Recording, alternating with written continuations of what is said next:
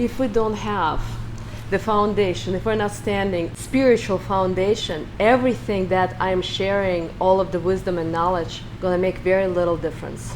So who knows what is Ayurveda? Improper way. Very improper way, because what happened in the Western world, they made Ayurveda sound like it's spices, cosmetics, and medicine. But Ayurveda is a philosophy that is 5,000 years old, and Ayur translates as life, and Veda translates as knowledge. And psychology translates as the knowledge of the soul. But the more I studied, but I did not experience fulfillment. I did not experience happiness. And I thought maybe it will happen next month or next year. But I didn't experience, the fulfillment and happiness that I was seeking for. And I was very disappointed. I put in so much time and energy to experience happiness, and here I graduated and no happiness. Until I start studying spirituality. And Ayurveda is, at the core, is the spiritual knowledge of soul. Not psychology, but Ayurveda. And so Ayurveda says that we as a human beings must have 4 goals in life. Who wants to guess what is the first fundamental goal? Should be our goal in life. They call the first goal Dharma. It's in Sanskrit. This is the language that is dying. Practically less than 1% of the people are using this language in India, who are old priests. And Dharma from Sanskrit translates as moral duty. Moral duty or truth. What are you understanding if we're talking about moral truth? Moral duty and truth. What are you thinking when I'm sharing about Dharma? What does it mean to have a moral duty? To be kind to yourself first of all, and to people around you. Where's the moral duty starts from? Within you. Absolutely. Say more about that. So Dharma starts with the duty to yourself. Inquiring about why are you here actually. Purpose. Yes, it's figuring out why am I even here? What is my mission in life? And then we also have a duty to our husband, to our wife, if it's a man, to our parents, to our children.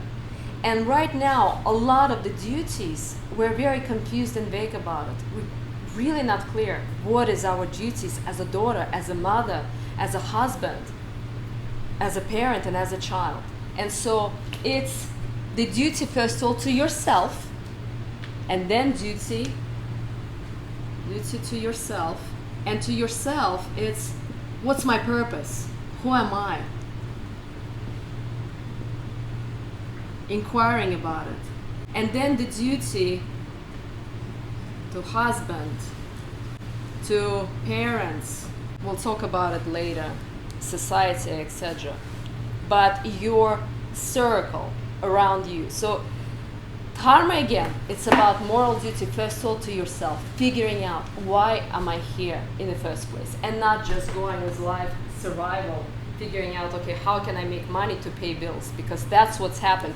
And the second one is actually Artha. It's about Artha. Artha is economic success, and we have to get that it's not the first Artha, it's the second.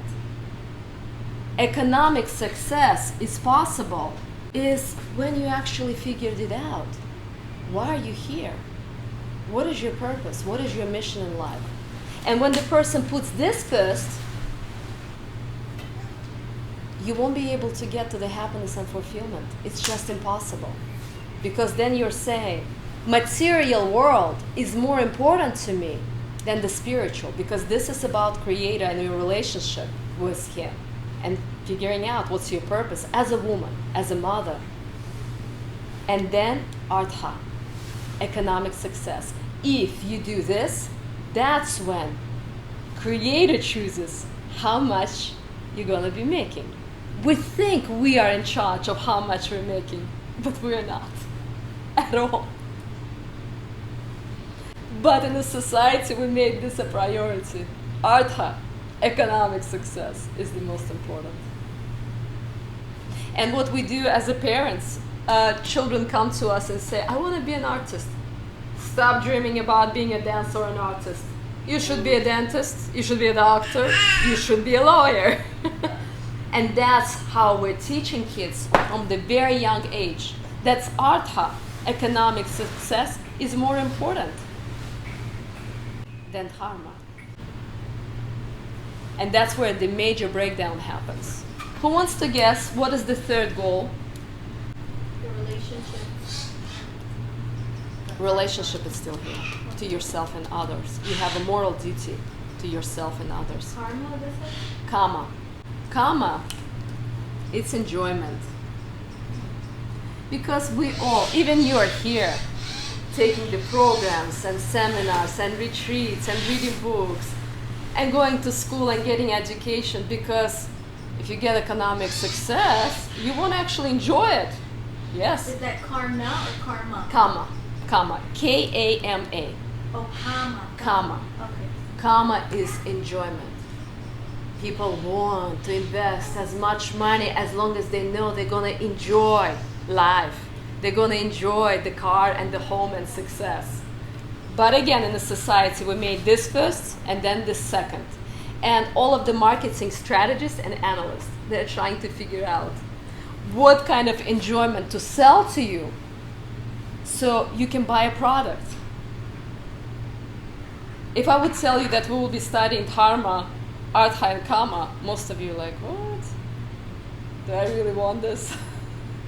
Because everybody wants Kama. Enjoyment and happiness from this material things, from the success and home and etc. But it's possible if we actually standing on the spiritual foundation. Relationship to Creator, duty to ourselves and Creator and others. And Ayurveda says you cannot just learn it from anywhere. It has to be from the truthful source. Spiritual scriptures. Because what happens, if you read some book, self-help book, that is not standing on spiritual foundation, you're just reading information. And information doesn't bring you transformation. When you're learning spirituality and you start practicing, the knowledge first comes in the head, and then it slowly comes to the soul, and that's what brings transformation. You're not going to right away meditate and start experiencing peace and harmony, but over time, you start to experience that. But first you need to learn the benefits. Why? Why do I need to meditate, right? Now, and then the fourth goal, called Moksha. Moksha, Buddhist and Vedas and Ayurveda explaining is as the freedom and liberation. Freedom and liberation from what? From what? Freedom and liberation from what? Material world. Yes, and how will that look like? Controlled by societal obligations. Kind of like you were saying, how a lot of times we put Artha as number one, like finally having these things in order so that you can do what you want. Ayurveda explains that, first of all, Ayurveda is not about linear life. This is how we look at life. Here I'm born, I'm 0, then I go to school, then I go to college, then I get married around 30, then at 40, 45, people start making good money, and at 50, they're starting to either go towards wisdom or towards old age and become very greedy, very cranky, and they're putting all of their negativity, what they haven't achieved, on their children or grandchildren, and then at 80 or 90, they die. That's it. Died, this is the grave. This is not how Ayurveda looks at life. Ayurveda looks at life from the cyclical point. Yogis call it, if we're moving towards the clockwise, it's called avidya. Avidya. We're moving towards Creator. If we're not practicing any kind of spiritual practices without knowing, we're moving, the other way. We're moving the other way around from Creator. And if Dharma is not our goal and priority in life, and we're making Artha or Kama, we are moving away from Creator every hour, every day. If we have a goal to get to know Creator authentically, the bigger the goal, because this is the biggest goal in life, the more challenges you will have, and the more support and help you will have from whom? Yes. And if we're choosing this, Artha, that's when the life becomes really bumpy. Because we made a decision, you're not important, I'll get to you. But this is what's important to me. And that's where people suffer. Because working for 21 years, most of my clients, 90% of my clients were successful women. Business owners, producers, actresses in Hollywood, singers, business women, a lot of business women. And you know what they were major complaint besides either depression or anxiety? What were they mainly complaining about it? Do you want to guess? I'm asking you.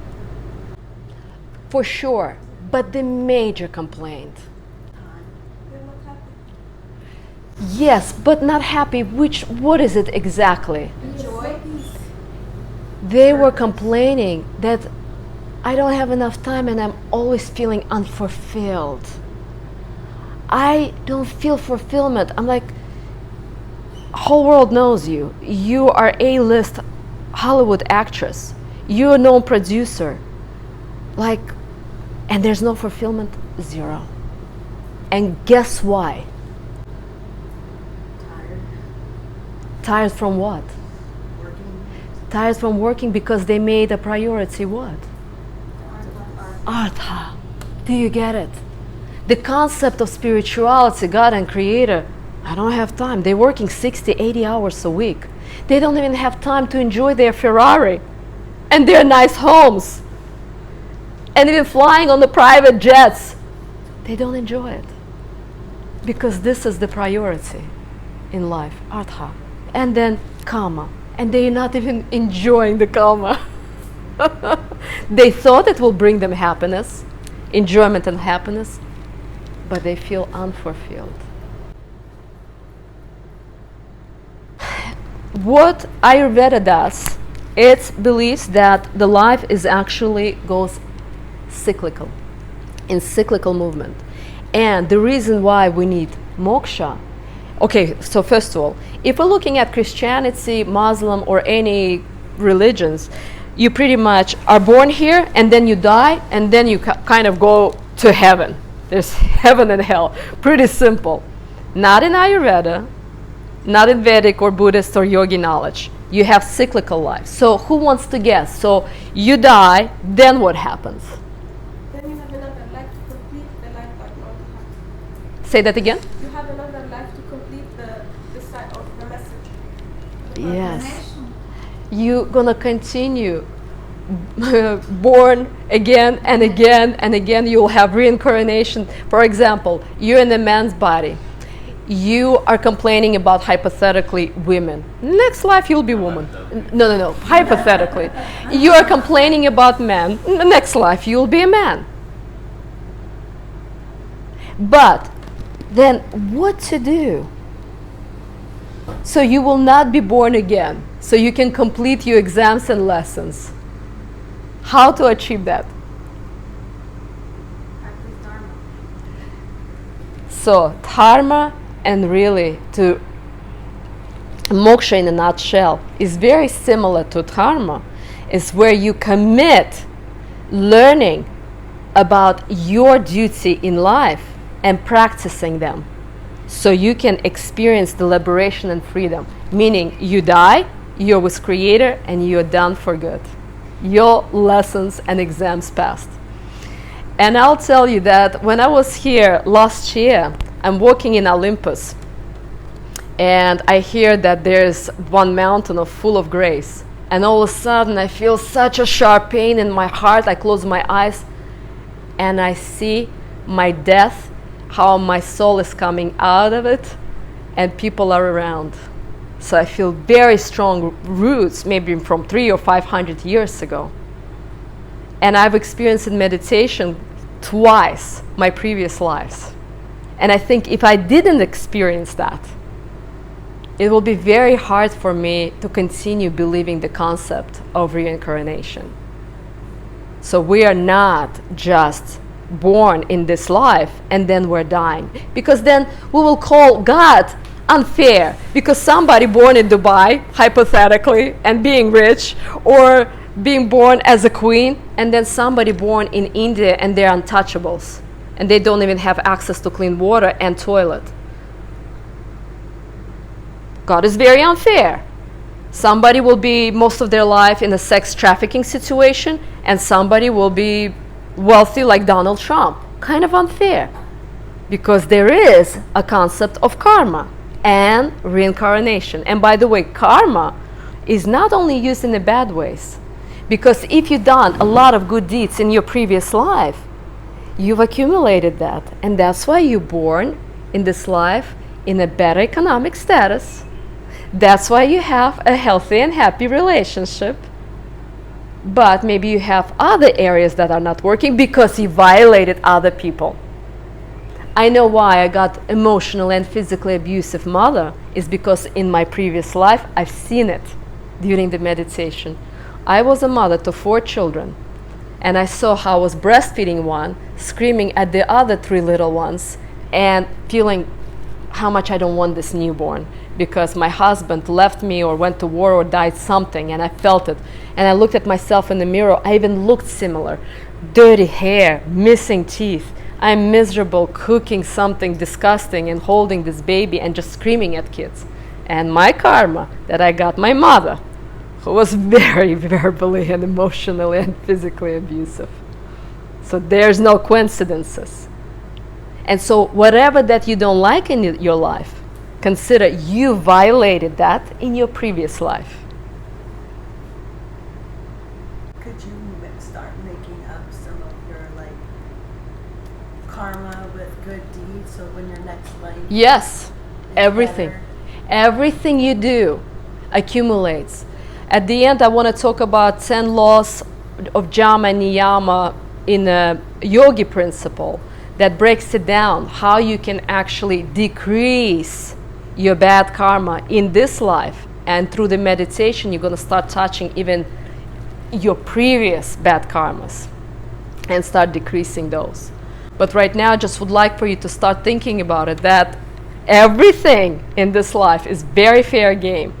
And Creator is he doesn't discriminate. He knows how to balance our life. Because otherwise, again, somebody starts running at point 0, but somebody starts to run at 0.90 meters, and we have to run 100 meters. Of course, the person who will start at 90 meters will win. It's like, again, somebody born in a wealthy family and somebody in a poor. Because of this karma and the previous deeds, the good or the bad.